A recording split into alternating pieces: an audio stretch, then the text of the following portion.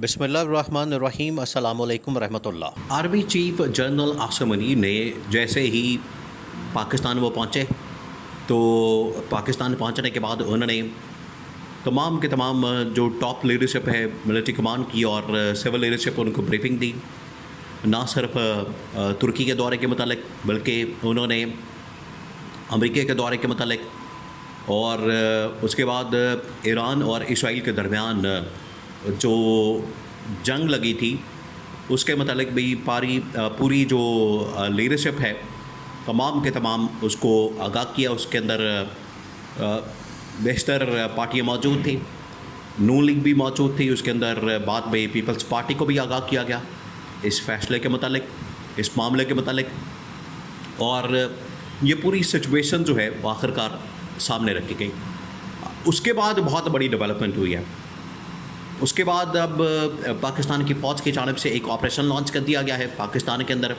देखिए हालात जो है वो दोबारा से अब पाकिस्तान की इंटरनल जो सिक्योरिटी सिचुएशन है, पॉलिटिकल इकोनॉमिक सिचुएशन है, उसकी तरफ आना शुरू हो गए हैं और हालात एक बार फिर पाकिस्तान के अंदर उसको ख़राब करने के लिए इंडिया ने एक बार फिर से पाकिस्तान के ऊपर हमला लॉन्च कर दिया। अब ये बड़ा खौफनाक किस्म का हमला लॉन्च किया गया।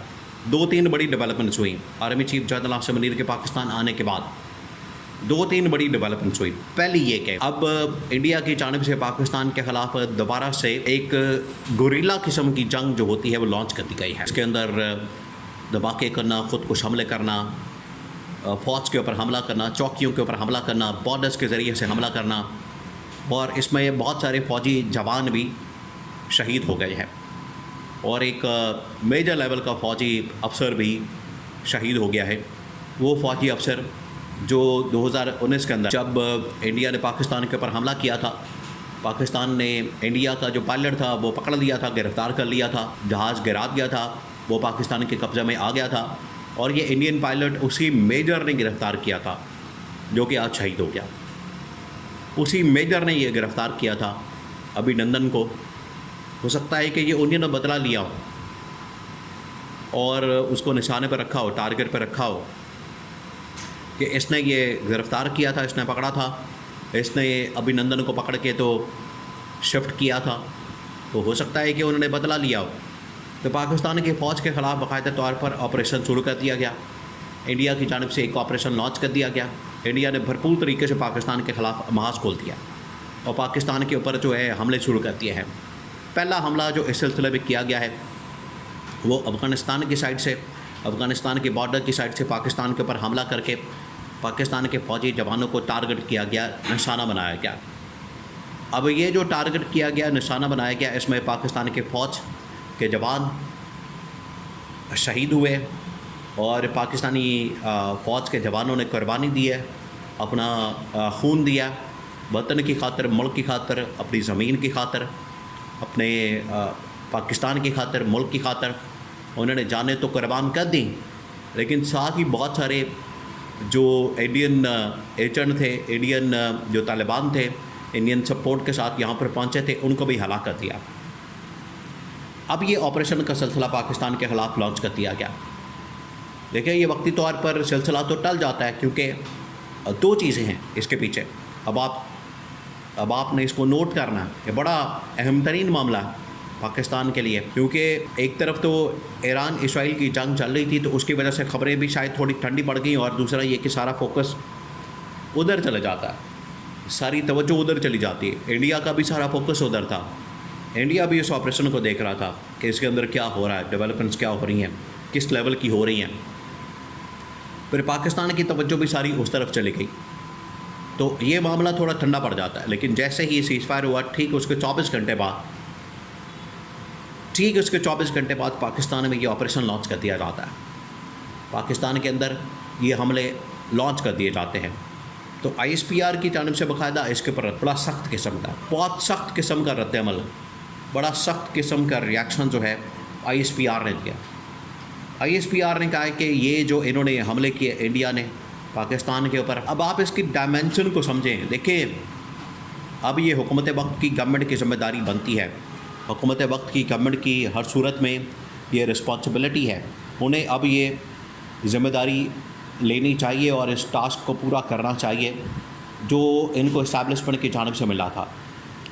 इस्टेब्लिशमेंट ने ये काम किया था कि आप इंटरनेशनल लेवल के ऊपर जाएं और इंटरनेशनल लेवल के ऊपर जाके आप इंटरनेशनल कम्युनिटी को पाकिस्तान और इंडिया के दरमियान होने वाली जंग के मतलब आगाह करें, इंडिया के इक़दामात के मतलब आगाह करें, उनको बताएं।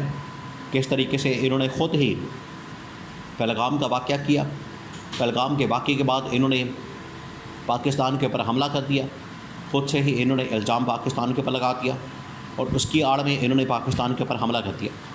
इस्टेब्लिशमेंट ने ये फिर उसके बाद जनता माहिदा भी तोड़ दिया। तो इस्टेब्लिशमेंट ने जो गवर्नमेंट को हुकूमत को ज़िम्मेदारी दी थी उसके ऊपर अभी तक पूरा नहीं उतरे, क्योंकि गवर्नमेंट ने जाके सिर्फ वहाँ पर सैर सपाटा करके, मुलाकातें करके या वहाँ पर होटलों में जाके खाने शाने खा के, सैर सपाटा शॉपिंग वगैरह करके क्या हासिल किया? हासिल वसूल कुछ नहीं हुआ। आज वैसे ही इंडिया पाकिस्तान के ऊपर हमले कर रहा है, यहाँ से दहशतगर्दी कर रहा है पाकिस्तान के अंदर, तो मसला तो हल ना हुआ।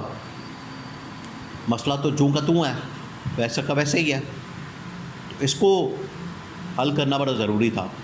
ये आखिरकार जो पाकिस्तान की गवर्नमेंट को रिस्पॉन्सिबिलिटी मिली थी, इसमें मुकम्मल नाकाम हुई, मुकम्मल नाकाम। कोई ये काम पूरा नहीं कर सके, ना इसमें से कोई नतीजा अखज़ कर सके या इसका को बेहतर नतीजा ला सके। इंटरनेशनल कम्युनिटी ने बिल्कुल भी इसकी तरफ तवज्जो नहीं दी। उन्होंने कहा कि ठीक है, पाकिस्तान के मसाइल ज़रूर है, लेकिन हमें कोई इससे फ़र्क नहीं पड़ता, हमारा इससे कोई सरोकार नहीं है।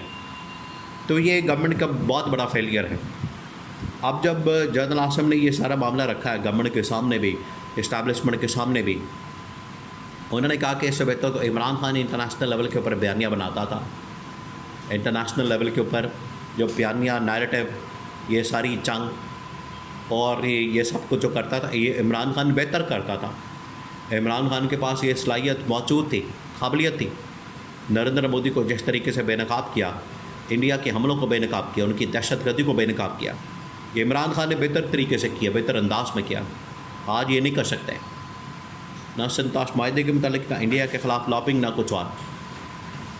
तो जनरल आसिम ने कहा ये हमने ऐसे ही गवर्नमेंट पाल रखी है, अपने सर पे अजाब एक मुसल्लत करके रखा है, हमारे ये गले पड़ चुका है, गांठे फिट हो चुका है, कोई इसका फ़ायदा नहीं, कोई इसका नतीजा नहीं निकलता। तो ये आज जो जनरल आसिम ने सारी ब्रीफिंग दी उसके अंदर एक्सप्लेन किया।